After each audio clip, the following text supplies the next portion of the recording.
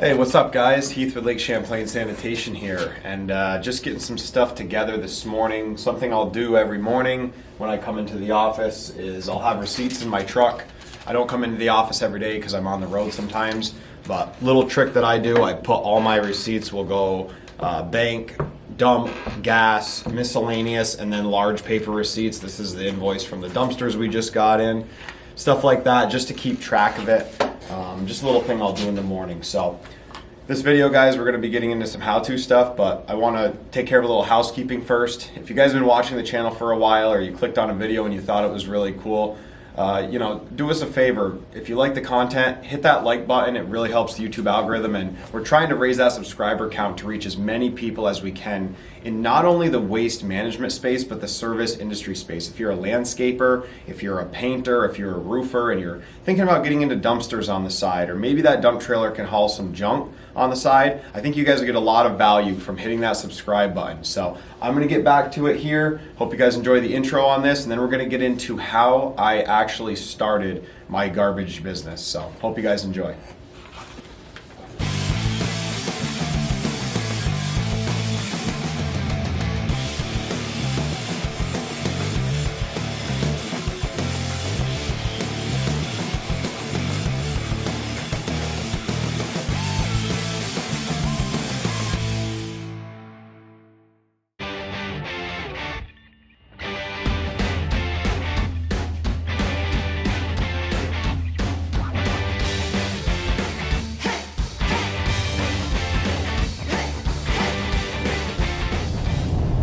So guys, the street we're going down right now is the street I used to live off of. This gas station right here actually is where I used to fill the trucks up. 371 for gas as of this morning there, but it was right around the corner from my old apartment. This was probably about 8 months into owning the business. I did this here, and I used to live at my now wife, it was my girlfriend. We rented a home from her grandmother, but we moved down here. I was only doing the business like 1 day a week back then. When I was actually like running the business, I'd moved down here to Plattsburgh. I actually lived in this apartment complex right here, and we'll get out. So guys, we're gonna put a picture in right here of actually my 1500 Chevy with a dump trailer that I used to have to use. I only used it once. I borrowed it when my truck was broken. When I put the dump trailer there, like I said, I'd have to back it in every day in the winter. It was terrible because if it hadn't been plowed yet, I had to, get with the people that ran the complex to make sure the spot was plowed and I could put my trailer back there. Coming out here 4 a.m., hooking up the dump trailer, and then taking off up Ruger Street and heading out to wherever we went. When we started, we would go 20 miles, 30 miles, straight up, pick up only about 10 stops along the way, and then work our way back down the landfill. So a day's route with maybe 50, 60 stops on it was like 140 miles. So not route dense at all. To put it into perspective, we do about 180 stops in 80 miles now. And we're rural. We're trying to get that closer to, 60, 70 miles a day would be awesome. And if we could do 200-300 miles a week and do our 650 to 700 stops, that'd be awesome. But when we started, we were not dense at all.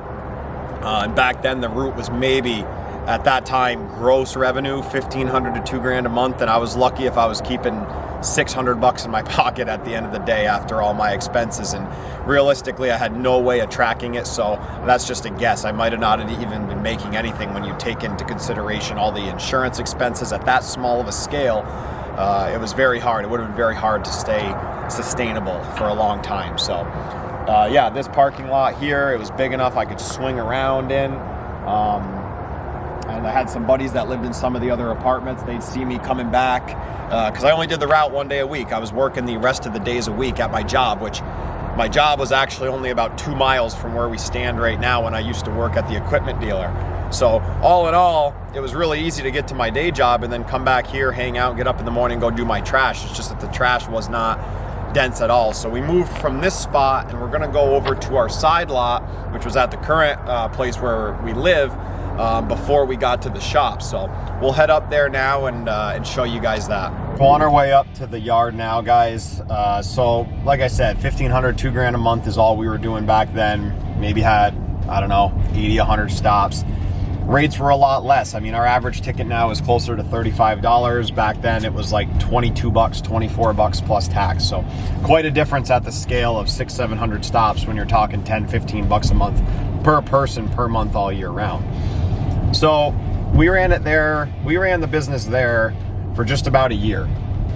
And I didn't get into roll-off until I had the land that I do now that, like I said, is more of like a backup piece of land now, but because we have the shop we rent. But that was just trash. I just had the 12500. I had a 1500 Ram pickup truck to like personally get around, because back then I wasn't sure. Like I grew the business in that apartment complex to maybe like I think we had like 300-ish stops. Tyler was working for me before he went to corrections. And then when he went to corrections, before he came back, the same Tyler that works for me now, he went to corrections and he gave me like a month's notice, so it was good, but I had to get rid of a lot of my accounts. So I shrunk from like mid 300s right back down to about 170, and I took that's when I started to learn route density, because I took the most dense, like 150, 170, whatever it was at the time, accounts, and I was able to then do all of those in one day, when it was taking him pretty much like 35 to 40 hours a week to service the 300 and something we had. But it was because we were so widespread. I was making no money. I was literally working at my equipment sales job, and then the money of the business was coming in and going right out. So even at that point, I think we were grossing like $10,000 a month. It was costing me like $9,500 to run. So I was making like nothing. If one, truck had, 2 tires get popped, God forbid 2 tires get popped, it's very common. A couple tires on a truck get popped in a month, you're negative. So that was not sustainable. Him going back to corrections and me thinking about my business and actually trying to run it more efficient, not just try to grow it and scale it take all the customers we can. That one single thing is probably the biggest reason I'm still in business today, because the way we were going was not sustainable. We never could have grown to 600, 700 accounts like we are now if I would have kept going that way, because just the miles on the trucks were crazy. I mean, you're doing 300 stops and you're putting 500, 600 miles on a truck a week. It was insane. But I didn't know what I didn't know. So we do that. He goes to corrections. I'm still living in the apartment. My wife and I get engaged. We're looking for a house, and we found the house. And when we bought the house, at that point, I was still working at Taylor Rental. I think I was working at Taylor Rental 2 or 3 days a week, and I had about 300 to 350 accounts. Now, all of this whole story is happening in about an 18 to 24 month window, because I've only been in business 4 years as of the making of this. So in that 18 to 24 months, a lot of life changes happen. You get engaged, you buy a house, your employee goes to a different job, you have to sell, get rid of half your route, you build the route back up again. All of that was happening in a couple year period. And then once we got our house and I had the land and I stored the dump trailer, I found the roll-offs. I went down to a Boss snowplow event down in Foxwoods Casino in Connecticut, and for some reason on my way driving down through Vermont, I don't know if I saw an ad on Facebook or I saw the roll-offs in people's yards, something caught my attention and it pushed me to research the roll-off trailer, and I ended up buying the roll-off trailer the next week, the PJ roll-off that you guys saw when I started the channel. And then we put the yard in that you guys are going to see. If this is the first time watching, the yard I'm talking about is just basically a ones and dust item 4 80 by 80 pad in the woods that you can set stuff on. Then we went to that, and I'm going to leave the story right there for now, because we're going to talk more about what happened when I got that yard, and then we'll talk about when I actually left the day job completely in April of 2020.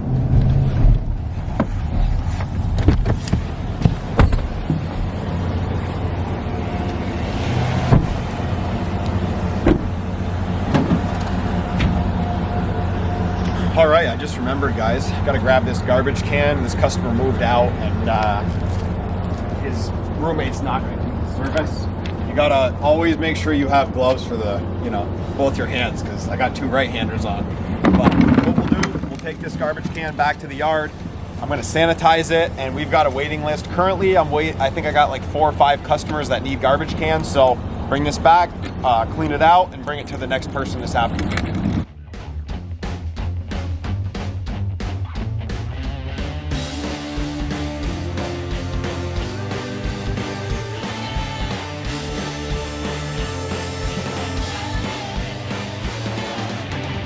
So now, guys, we are over at my little side lot. Like I said, it's roughly an 80 by 80 ones and dust pad. We cleared some trees out over here, and there's really no building other than this little shed. We did this about a year into me owning the property. This little shed here is pretty nice because it's got power right here. It's got water, so we've got a little bit of water hooked up to just clean stuff off.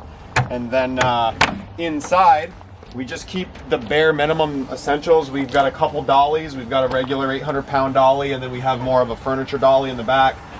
Pressure washer, which the pressure washer will go in my other garage because it's starting to get pretty cold. A shop vac, a couple spare tires, hydraulic fluid, a jack, like some of the essential stuff as you're coming up. You guys are going to acquire this stuff. Grease gun, we use Milwaukee tools, not sponsored by Milwaukee, just something that we've stuck with all the batteries.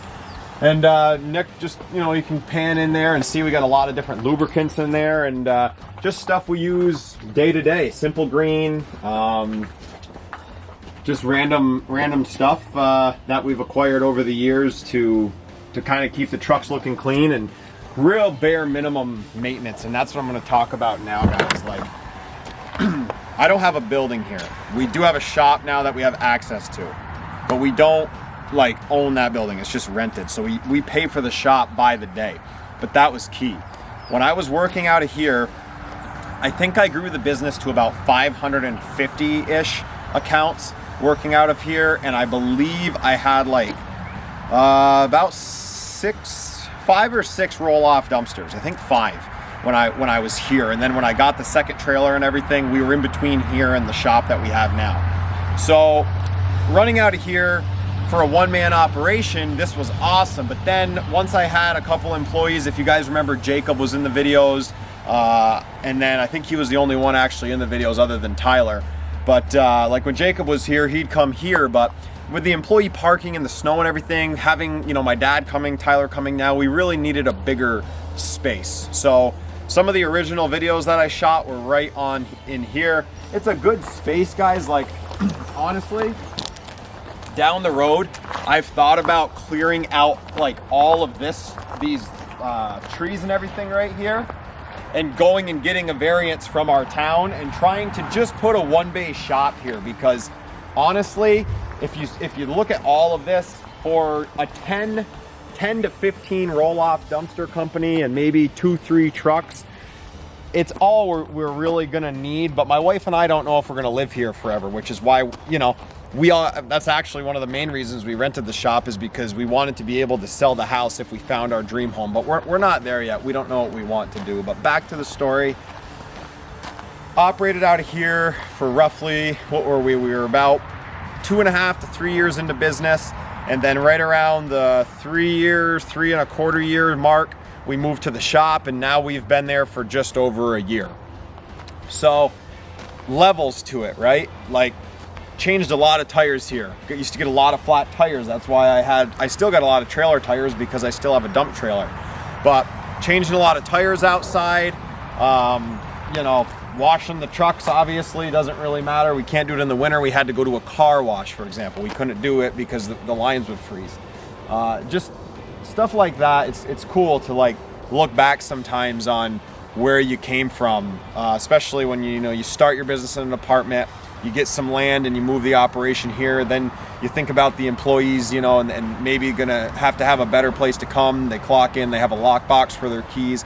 Just a little more professional, guys. But yeah, the video, the 0 to 20,000 video, I talk about it sometimes. That's kind of where we made it on YouTube, where we started to get a lot of our subscribers, but I don't think I ever really like showed you guys the steps of where we went. And now this is just an overflow yard.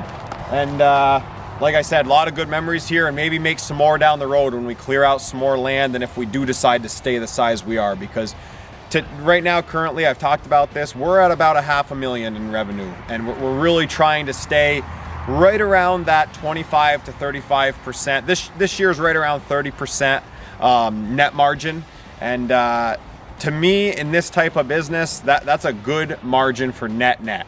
If we can up that to 35% next year before we grow anymore, that's really what I'd like to do, because I still remember the days of having 0% net margin. And that's where the how-to series, I've been so excited to bring this to you guys, but growing the business to that $500,000 mark with just one full-time guy and a part-time guy, which the part-timer is my father, it's easier said than done to maintain a lifestyle. That's one thing I have not sacrificed through growing my business. I have not spent weekends away from my wife working all the time. Like Friday at 3 o'clock, I'm done. I don't think about or work the business at all on Saturdays or Sundays. And most of our work gets done between Monday and Thursday now. Fridays is like an overflow day / maintenance day. So I know a lot of you out there might say, oh, I'm an owner operator and I do 500 grand by myself with one fill-in.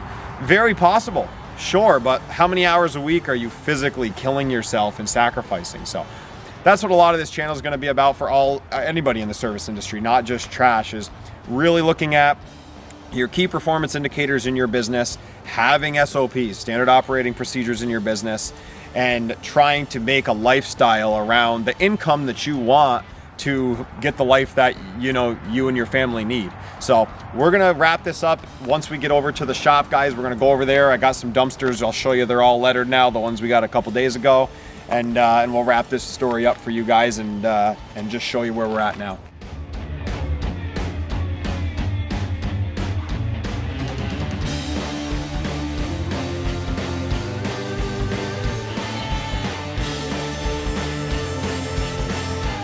So now, guys, we're at the yard that we have now. I don't even know how large this is, but they put in a nice base layer a couple months ago for us, and pretty much did it for us in the Canadian Import Company. That's why all those cars are behind us. And now we have 10 roll-off dumpsters, an F600 hook lift truck that's all paid for, dump trailers paid for, personal trucks paid for, and all we have is just the compactor. And we might have to go into debt again on another truck for a short-term loan. I haven't really decided yet how much bigger we're going to go on the trash side. I'm really passionate about bringing this content to you. Like I said, it's been a long time in the making, but we had to get the business sustainable, where Tyler and Dad are doing a lot of the physical driving. But yeah, running here, we have an office. We have a little 400 square foot office. We have a shop. You guys have seen videos of both of those, but we operate out of the office. I work in there a few hours a week, and then we operate out of the shop only a couple times a month, because having the shop access in the winter is key for oil changes and greasing. But other than that, we pretty much just park the trucks here, and it's nice. There's plenty of security cameras all over the place, and it's on a main road, so gets us a little bit of advertising, and everything's pretty safe and secure. But yeah, guys, that's realistically the story of the phases of what I've done over the last 4 years. And I know I've talked to, I don't even know, probably 100 of you now on the consulting calls and the coaching calls, the one-on-one. Whether you're in business and you're doing 100, 200 and you want to scale to the $500,000, or you're doing nothing, you're just starting and you want to just get that first 50 G's in revenue. All great topics for the coaching calls, guys. The link to Calendly is going to be in the description below. If you guys want to book a one-on-one call, currently that is all I'm doing. Trash Talk Academy right now is paused. We are going to be doing a lot of work on these videos. I just ordered a brand new MacBook Pro, so hopefully the edits can become a lot easier and faster for us as we're putting out more content. But I mean, if you guys do want to do a one-on-one coaching call, like I said, that's going to be below, and we can dive into the deep dives of your business. They're an hour long, couple $100, and I promise it's going to be 10 times your value or more. So without anything else, guys, I think we're going to wrap this one up right here, and we'll see you next week on the next how-to video.